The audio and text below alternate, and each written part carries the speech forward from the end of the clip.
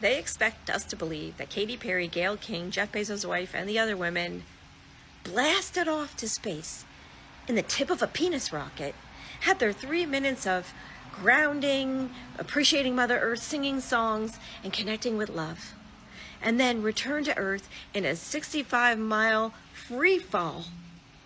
Land on solid ground, not a water landing, but land on solid ground, and didn't even need a helmet? Didn't even wear helmets? Things that make you go, there was no way that was real. Nope. I just felt like super connected to love. Like all those women collectively farting in space? Love. While children are literally dying in poverty?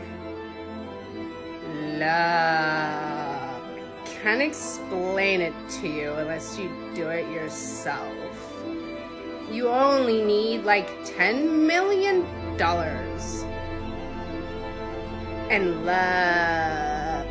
It only took me a space trip to realize love. But I hope you get to experience it at least once.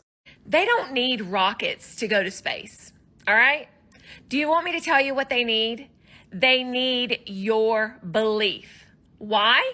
Because belief is energy, and energy is currency. They're not out there exploring planets, you guys. They are harvesting your power, one false hero at a time. Okay, is it fake? Is it fake? What's that? Jeff Bezos' plastic doll. Let's do this again. Jeff Bezos' plastic doll girlfriend falls in zero gravity. Oh, do we see that? She just fell in zero gravity. But watch, even before, you'll see it.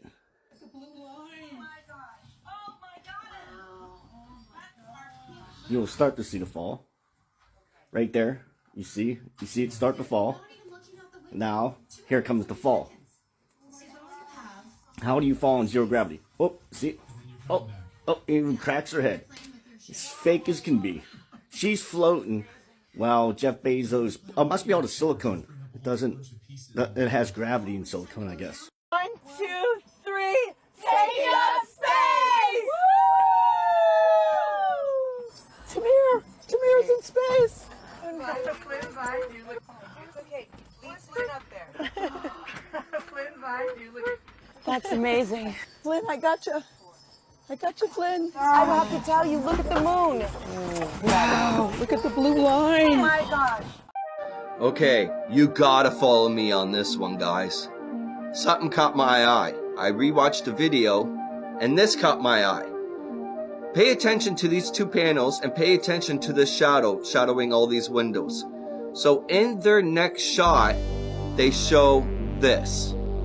So right here, what I'm about to show you, why is there sunlight over that window? Why is there sunlight here? Why is there a sunlight on that bar? Why is this person right here? Where's the panels? Why is there no shadow over that window? Why is there sun shining on that window? So they go back to this spot, and you can see the shadow, all the windows. Was there two different locations that they launched from, and one went up and the other one didn't? So everybody been talking about this Katy Perry space thing, okay? The rocket soared into space. So they went to space.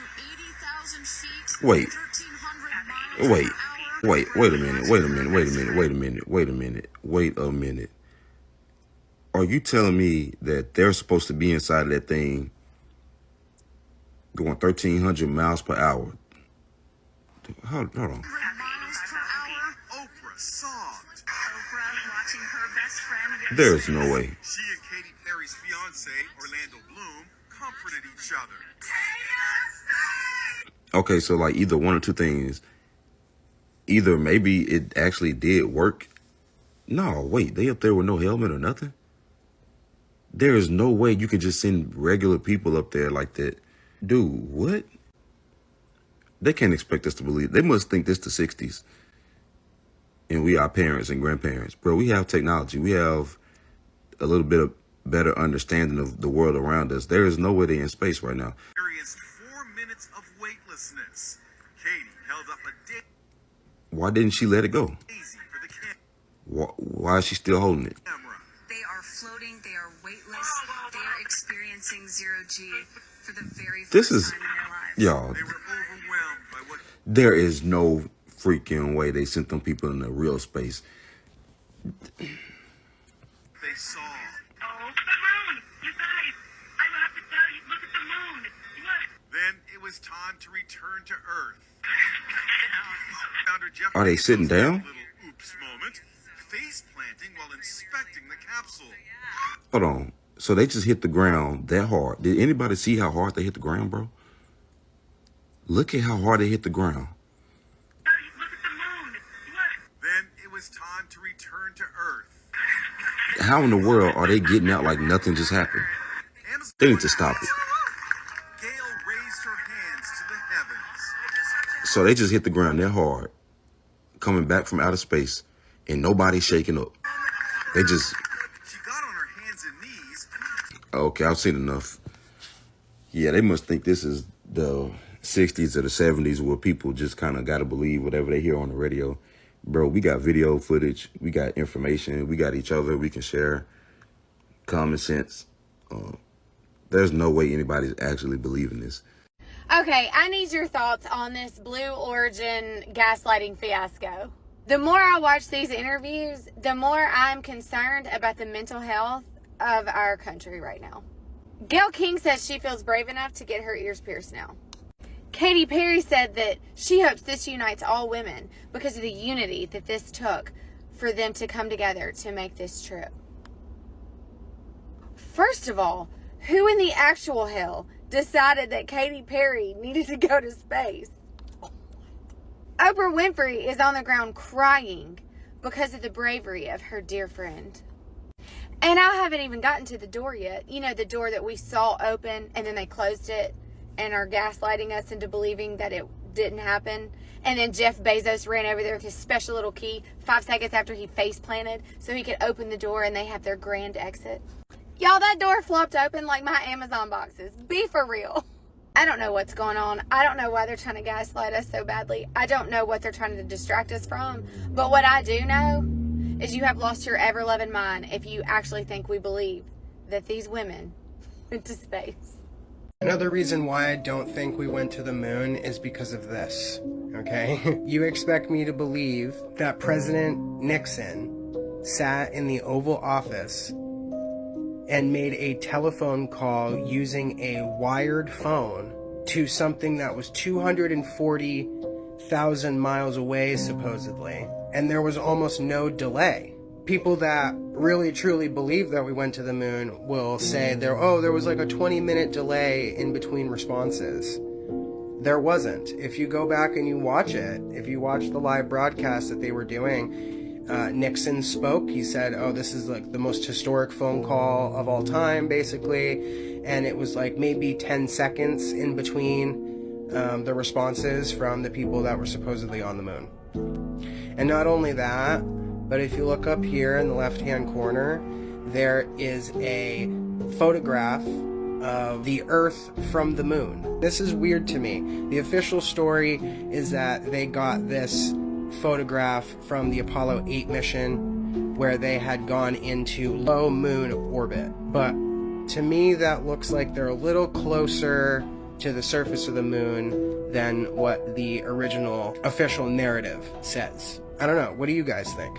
Let me know in the comments. Do you think Stanley Kubrick has anything to do with the filming and the creation of this, or was he not a part of the fraud? The fact is, he was the best filmmaker on the planet. Apollo 11 was filmed at Cannon Air Force Base in 1968. That's about the time 2001: A Space Odyssey was being made, which was a film about going to the moon. And the point of making it would be for 2001 A Space Odyssey moon and the, quote, real moon to look different, you see. And if they were the same filmmaker, he could make that happen. In the film The Shining, there's the little red rum boy who stands up and he has a hand-knit Apollo 11 shirt on. So it seems like he either knew that the moon missions were fake or participated in it. In your freely thinking, you're going to always lead back to God.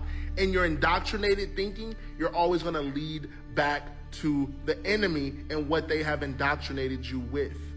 Something that I really cannot understand is how people will want to go back and reference the Bible for everything.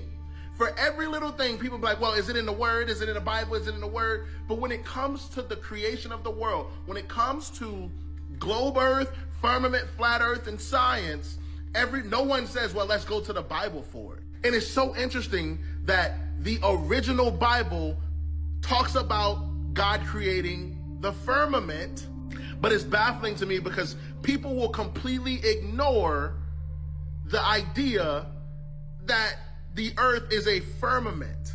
Even though it says it in the Bible, it's extremely concerning that Christians will reference the Bible in every other way in their life, but when it comes to the creation of the world, oh no, like it's not a firmament, it's a globe because I was taught it since I was in pre-K. What's so interesting to me is y'all don't think that they would try and change the way the world was created to try and expel God? I say this all the time, but you have to understand that if the dome-like structure or the firmament is, if they show us that that is real, that y'all do understand that that proves a creator. For a long time when I was in science class, a lot of science teachers would try to argue against intelligent design because they would say that it just came to be. Granted, like you could literally look around and see it's intelligent design by the way they explain it anyway. But the way they explain it with chance. Oh, it's just a probability that this happened. But imagine that there is a dome-like structure, right, in a firmament, right? There's no way that you can explain away a creator. Doesn't matter what creator you want to talk about. You would know at that point that atheists are debunked. 110%. You have no choice but to believe in a God. A lot of people will say that Satan's biggest lie is that he deceived people into thinking that he doesn't exist. I disagree. That's probably top 3. I believe that his biggest lie is the way that he has created science to be. The fact that he has told people that the world was created by chance, by 2 atoms coming together and boom, creating all of this. That is his biggest lie. While it may seem like a silly lie, the majority of people believe it. And over time, he has just added more and more things with different planets and different, not to mention that a lot of the planets are just deities and gods that people have made up over time. And in some instances, could be fallen angels. And so even naming these planets and giving these planets, you could be worshiping. Like, I'm just saying, like, it's so deep and it's a lot to talk about. The point I'm making is as a Christian, there's no way that you can just skip past firmament so many times throughout the word and not think once, like, oh, well, maybe I'm being deceived. Maybe I've been deceived since I was in pre-K. But that's how Satan gets you. It's through indoctrination. That's how he gets you. If somebody can get you to believe something over a period of time before you hear the truth, you're obviously going to be more inclined to believe in the thing that they've indoctrinated you with rather than the truth. One time in the past, I was talking to somebody and I said, hey, you know, it's something that I just learned in the Bible. It was like maybe like a couple months after I fully surrendered. So I already knew a lot about the Bible already, but it was something that I had, like, it was a revelation. I was telling the person, I was like, hey, did you know that this happens? And they were like, no, I didn't know that. My church taught me since I was young that this happens. And I was like, interesting. Well, this is what the Bible says. And they were like, oh, no, I can't. They got mad at me. And they were like, no, I can't believe that, like, in that, because this is something I've been taught since I was a child. Like, it's something that's instilled in me. I can't just stop believing in this. And we literally, like, it was an argument simply because they were yelling at me for bringing them truth that they did not want to receive. And it was insane. And so indoctrination is a real thing. You got to break down the walls of indoctrination and start to think for yourself, first of all. And then second, once you start thinking for yourself, God will be revealed to you in such a supernatural way. Why? Because he gave you the mind to think freely.